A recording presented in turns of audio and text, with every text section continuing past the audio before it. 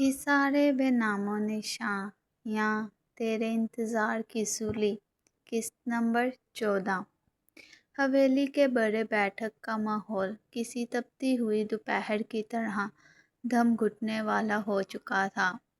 मीर इफ्तिखार दलान के सर्द फर्श पर बैठे अपनी लरसती उंगलियों से माथे का पसीना पोंछ रहे थे, जबकि आज़र अपने हाथ में पकड़े पिस्तौल को ऐसे देख रहा था जैसे वो कोई लोहे का टुकड़ा नहीं बल्कि इसकी अपनी मौत का परवाना हो। ज़ोया मीर ज़ुल्फ़िकार शाह सोफ़े पर नहायत पुरसुकून बैठी थी।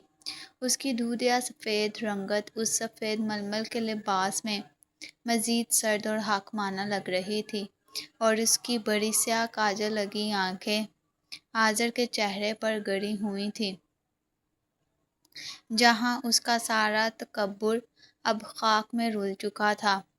उसकी पुश्त पर लहराती स्याह चुटिया उसके एसाब की तरह साख्त थी। अबू, उठे यहाँ से। आज़र की आवाज़ में अब ना वो लंदन वाला रौब था और ना ही कोई तपश, सिर्फ एक हारी हुई अना की सिसकी थी। उसने आगे बढ़कर अपने बाप का कंधा थामा और उन्हें सहारा देकर आहिस्ता आहिस्ता सीढ़ियों की तरफ ले गया। ज़ोया ने मुड़कर उनके गिरते हुए वजूद को देखा। उसके लबों पर वही पुरानी कांटदार और बर्फ़ानी मुस्कुराहट उभरी जो उसकी सबसे बड़ी पहचान बन चुकी थी। वो जानती थी कि उसने आज़र शाह को हमेशा के लिए एक ऐसे मोहरे में तब्दील कर दिया है जो अब उसकी मर्ज़ी के बग़ैर सांस भी नहीं ले सकता था। अगली सुबह हवेली का माहौल बिल्कुल बदल चुका था। आज़र शाह सुबह 9 बजे से पहले ही तैयार होकर नीचे दलान में खड़ा था। उसके चेहरे की रंगत उड़ी हुई थी और माथे का निशान उसकी शिकस्त की गवाही दे रहा था। जैसे ही ज़ोया धीमे कदमों से चलती हुई दलान में आई, उसके सफ़ेद दुपट्टे का पल्लू उसके शाने पर मजबूती से जमा था। आज़र ने तज़बज़ब का शिकार होते हुए अपनी नज़रें झुका लीं और लरजती आवाज़ में बोला, मैं मिल्स जा रहा हूँ। ज़ोया शाह, तमाम इन्वेस्टर्स को डिक्लेरेशन लेटर जारी कर दिया गया है। अब से मैं मिल्स के तमाम मामलात में सिर्फ तुम्हारे अहकामात पर अमल करूँगा। ज़ोया ने नहायत सर्द लहजे में कहा, बहुत अच्छे मीर आज़र शाह। शाम को मिल्स का पूरा फाइनेंशियल ऑडिट मेरी मेज़ पर होना चाहिए। और हाँ, नताशा की तबीयत अब कैसी है? आज़र ने एक लम्हे के लिए ज़ोया की गहरी स्याह आंखों में झांका, जहाँ अब नताशा के लिए कोई दुश्मनी नहीं बल्कि सिर्फ एक हाकिम का मुआजना था। वो अब ठीक है, दवा लेकर सो रही है। उसे कहो कि हवेली के आदाब सीख ले, क्योंकि अब उसे उम्र भर इसी हवेली में रहना है। ज़ोया ने कांटदार मुस्कुराहट के साथ कहा और चाबियों का गुच्छा अपने हाथ में मजबूती से थाम लिया। आज़र उसे जाते हुए देखता रहा। वो जान गया था कि वो अब मुकम्मल तौर पर ज़ोया के पंजे में फंस चुका था और इस हवेली से बाहर उसकी अपनी कोई पहचान नहीं थी। हवेली के कच्चे रास्तों पर उड़ती हुई धूल जब शाम के साये में ढलने लगी, तो आज़र शाह मिल्स की भारी फाइलें अपने सीने से लगाए दलान की सीढ़ियाँ चढ़ रहा था। वो आज़र शाह जिसके कदमों की चाप से कभी मुलाजिम सीधे खड़े हो जाते थे, आज उसकी नज़रें अपने ही जूतों पर जमी थीं। ज़ोया की दी हुई इस धमकी ने कि वो मीरों की तारीख का वो खून आलूद सच चौखटे बाज़ार में उछाल देगी, आज़र के अंदर के मर्द को बिल्कुल मफलूज कर दिया था। वो धीमे कदमों से चलता हुआ दादा जान के पुराने मकतब खाने की तरफ मकतब खाने की तरफ बढ़ा, जहाँ ज़ोया मीर ज़ुल्फ़िकार शाह का राज था। कमरे का भारी लकड़ी का दरवाज़ा आधा खुला था। ज़ोया मेज़ के सामने लोहे की कुर्सी पर बैठी खातों का मुआयना कर रही थी। उसकी दूधिया सफ़ेद रंगत पर ہری لالٹین کا مدھم عکس پڑ رہا تھا اور اس کے خالص سیاہ گھنے بال اس کی پشت پر ایک لمبی چٹیا کی صورت لٹک رہے تھے۔ اس کا سفید ململ کا دوپٹہ اس کے شانوں پر اس قدر مضبوطی سے جمع تھا کہ جیسے وہ کوئی لباس نہیں بلکہ اس حاکمیت کا کوئی طوق ہو۔ آذر نے گلا صاف کیا۔ ملز کا سارا آڈٹ اس فائل میں ہے۔ فنڈز کی منتقلی روک دی گئی ہے اور سیٹھ کامران کے اکاؤنٹس کو بلاک کرنے کے پیپرز بھی تھی ہیں۔ زویا نے کھاتے سے اپنی بڑی سیاہ کاجل لگی آنکھیں اٹھائیں اور آذر کے زرد چہرے پر گاڑ دیں۔ ان آنکھوں میں آذر کے لیے کوئی غصہ نہیں تھا، بس ایک گہری کاٹدار تضحیک تھی جو آذر کی روح کو چھید رہی تھی۔ بہت جلدی بات سمجھ گئے میر آذر شاہ، زویا نے فائل اپنے ہاتھ میں لیتے ہوئے کہا۔ اس کے لبوں پر وہی پرانی برفانی مسکراہٹ ابھری۔ مجھے خوشی ہے کہ آپ کو اپنی اور اپنے باپ کی عزت پیاری ہے۔ اب سے ہر ہفتے ملز کا نفع نقصان اسی میز پر طے ہوگا۔ آپ جا سکتے ہیں۔ آذر نے مٹھیاں بھیجیں مگر کچھ کہے بغیر مڑا اور تیز قدموں سے اپنے کمرے کی طرف بڑھ گیا۔ وہ اس ذلت کو اندر ہی اندر پی رہا تھا مگر وہ مجبور تھا۔ وہ اپنے باپ کو اس عمر میں جیل کی سلاخوں کے پیچھے نہیں دیکھ سکتا تھا۔ جب آذر اپنے کمرے کے دروازے پر پہنچا تو اندر سے ماسی رحمان کے برتن سنبھالنے کی آواز آئی۔ نتاشا بیڈ پر لیٹی ہوئی تھی۔ اس کا چہرہ زرد تھا اور اس کی آنکھیں بے رونق ہو چکی تھیں۔ پچھلے چند دنوں کے خوف نے اسے جسمانی طور پر بالکل توڑ دیا تھا۔ آذر، نتاشا نے بہت کمزور آواز میں اسے پکارا، مجھے الٹی آ رہی ہے اور صبح سے میرا سر بری طرح گھوم رہا ہے۔ مجھے اس حویلی کی ہوا سے بو آتی ہے۔ آذر، مجھے یہاں سے لے جاؤ۔ آذر نے آگے بڑھ کر اس کا ٹھنڈا ہاتھ اپنے ہاتھوں میں لیا۔ نتاشا، تم نے دوائی لی ہے؟ ماسی ڈاکٹر سغرا کو فون کرو کہ وہ شہر سے فوراً حویلی پہنچے۔ ماسی رحماں نے ہمدردی سے نتاشا کو دیکھا اور جلدی سے کمرے سے باہر نکل گئی۔ آذر نتاشا کے سرہانے بیٹھ گیا مگر اس کا دماغ ابھی بھی زویا کے حاکمانہ چہرے کے سحر اور خوف میں جکڑا ہوا تھا۔ اسے لگ رہا تھا کہ نتاشا کی یہ بیماری بھی زویا کی کسی نئی چال کا حصہ ہے۔ تقریباً 2 گھنٹے بعد جب رات کا اندھیرا حویلی کے اونچے برجوں کو پوری طرح نگل چکا تھا، ڈاکٹر سغرا اپنے بیگ سمیت نتاشا کے کمرے سے باہر نکلیں۔ دالان میں آذر فکر مندی سے ٹہل رہا تھا اور کچھ ہی دوری پر سیڑھیوں کے پاس زویا دانیال کے ساتھ کھڑی خاموشی سے یہ سب دیکھ رہی تھی۔ ڈاکٹر، کیا ہوا ہے نتاشا کو؟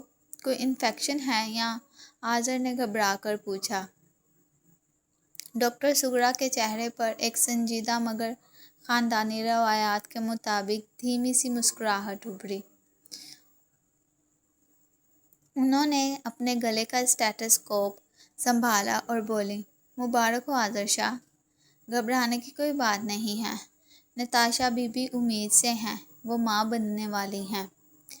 یہ جملہ دالان کے محیط سناٹے میں کسی دھماکے کی طرح گونجا۔ آذر کا ہاتھ ہوا میں ہی رک گیا۔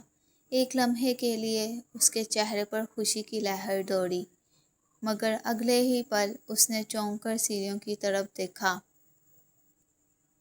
جہاں زویا کھڑی تھی۔ زویا کی بڑی سیاہ آنکھیں نتاشا کے کمرے کے دروازے پر جم چکی تھیں۔ نتاشا حاملہ تھی۔ میروں کی اس خونی وراثت کا ایک نیا دعوے دار نتاشا کے بطن سے جنم لینے والا تھا۔ زویا کے چہرے کا وہ برفانی تاثر ایک پل کے لیے مزید سخت ہو گیا اور اس کے تیکھے نقوش میں ایک گہرا ان دیکھا طوفان لہرانے لگا۔ یہ وہ موڑ تھا جہاں سے نتاشا اور اس کے آنے والے بچے کی قسمت کا سب سے ہولناک باب شروع ہونے والا تھا۔ نتاشا کے حاملہ ہونے کی خبر نے حویلی کے گھٹن زدہ ماحول میں ایک عجیب سا تلاطم پیدا کر دیا تھا۔ وہ حویلی جو پچھلے کئی ہفتوں سے دادا جان میر جلال شاہ کی موت اور زویا کے حاکمانہ خوف تلے سسک رہی تھی، آج وہاں ملازموں کی سرگوشیاں ایک بالکل نیا رخ اختیار کر چکی تھیں۔ میر افتخار نے برسوں بعد اپنے چہرے پر ایک پھیکی سی مسکراہٹ سجائی تھی، کیونکہ ان کے خیال میں یہ بچہ ان کی گرتی ہوئی سلطنت اور آذر کی کھوئی ہوئی پوزیشن کو دوبارہ بحال کر سکتا تھا۔ مگر اس خبر کی سب سے بڑی لہر آذر شاہ کے دل میں اٹھی تھی۔ وہ خوش بھی تھا اور ایک انجانے گہرے ہول کا شکار بھی۔ رات کے 11 بج چکے تھے۔ آذر نتاشا کے بیڈ کے پاس بیٹھا اس کے زرد چہرے کو دیکھ رہا تھا۔ نتاشا کی آنکھیں کھلی تھیں، مگر ان میں کسی نئی زندگی کی آمد کی خوشی نہیں تھی، بلکہ ایک خوفناک وحشت ناچ رہی تھی۔ اس نے آذر کا ہاتھ اتنی سختی سے جکڑا ہوا تھا کہ اس کے ناخن آذر کی جلد میں چبھ رہے تھے۔ آذر، وہ اس بچے کو زندہ نہیں چھوڑے گی۔ نتاشا کی آواز خوف سے لرز رہی تھی اور اس کے ماتھے پر پسینے کے قطرے چمک رہے تھے۔ میں نے زویا کی آنکھیں دیکھی ہیں آذر، جب ڈاکٹر نے یہ خبر سنائی۔ اس کی آنکھیں کسی شکاری جیسی تھیں۔ وہ مجھ سے میرا بدلہ لے چکی ہے، اب وہ میرے بچے سے بدلہ لے گی۔ مجھے یہاں سے لے جاؤ آذر، خدا کے لیے مجھے یہاں سے نکال لو۔ نتاشا، خاموش ہو جاؤ، ایسا کچھ نہیں ہوگا۔ آذر نے اسے حوصلہ دینے کی کوشش کی، مگر اس کی اپنی آواز میں وہ پرانا اعتماد مفقود تھا۔ وہ تمہاری طبیعت خراب ہے، تم بس آرام کرو، میں ہوں نا یہاں۔ نتاشا کو ماسی رحمہ کے حوالے کر کے آذر کمرے سے باہر نکل آیا۔ دالان میں گھپ اندھیرا تھا اور صرف صحن کے وسط میں لگی لالٹین کی پیلی روشنی فرش پر پڑ رہی تھی۔ آذر کے قدم خود بخود زویا کے آفس یعنی دادا جان کے پرانے مکتب خانے کی طرف بڑھنے لگے۔ وہ جانتا تھا کہ جب تک وہ زویا کا دل کا حال نہیں جان لیتا، اسے سکون نہیں ملے گا۔ مکتب خانے کا دروازہ کھلا ہوا تھا اور اندر ہری لالٹین کی مدھم روشنی میں زویا صوفے پر بیٹھی تھی۔ اس نے ہمیشہ کی طرح سفید ململ کا دوپٹہ اپنے سر اور شانوں پر مضبوطی سے اوڑھ رکھا تھا، جو اس کی دودھیا رنگت کو اندھیرے میں بھی ایک منفرد اجالا پن دے رہا تھا۔ اس کے خالص سیاہ بال چٹیا کی صورت اس کی گود میں رکھے ایک پرانے کھاتے پر لٹک رہے تھے۔ وہ بہت اطمینان سے عرق گلاب کی ایک چھوٹی سی شیشی سے اپنے ہاتھ صاف کر رہی تھی۔ آذر چوپٹ کھلے دروازے پر آ کر کھڑا ہو گیا۔ زویا نے کھاتے سے اپنی بڑی گہری اور سیاہ کاجل لگی آنکھیں اٹھائیں اور آذر کو دیکھا۔ ان آنکھوں میں ہمیشہ کی طرح وہی سرد مہری اور کاردار تضحیک موجود تھی۔ رات کے اس پہر یہاں کیسے آنا ہوا میر آذر شاہ؟ زویا کی آواز دالان کے سناٹے میں بالکل سپاٹ گونجی۔ امید ہے ملز کے کھاتوں میں کوئی نئی گڑبڑ نہیں ہوگی۔ آذر نے ایک گہرا سانس لیا اور چند قدم آگے بڑھ کر میز کے سامنے کھڑا ہو گیا۔ اس نے اپنی انا کو ایک بار پھر کچلتے ہوئے اپنے ہاتھ جوڑ دیے۔ میں یہاں ملز کی بات کرنے نہیں آیا زویا۔ آذر کی آواز بھرائی ہوئی تھی اور اس کی آنکھوں میں التجا جھلک رہی تھی۔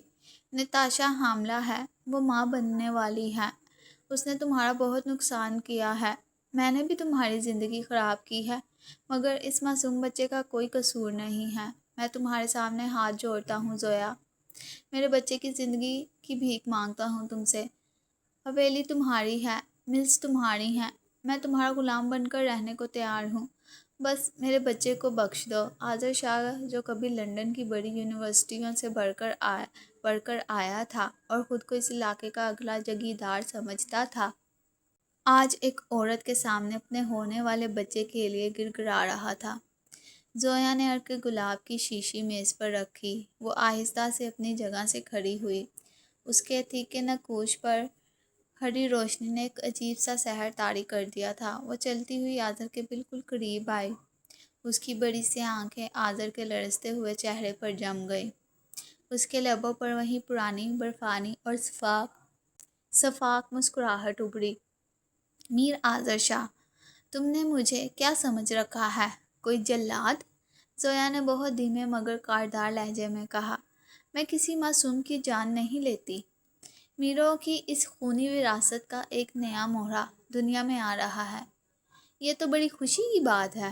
میں تو اس بچے کا اس حویلی میں ایسا استقبال کروں گی کہ نتاشا بی بی عمر بھر یاد رکھیں گی۔ زویا نے مڑ کر کھڑکی سے باہر مزار کے اندھیرے کی طرف دیکھا۔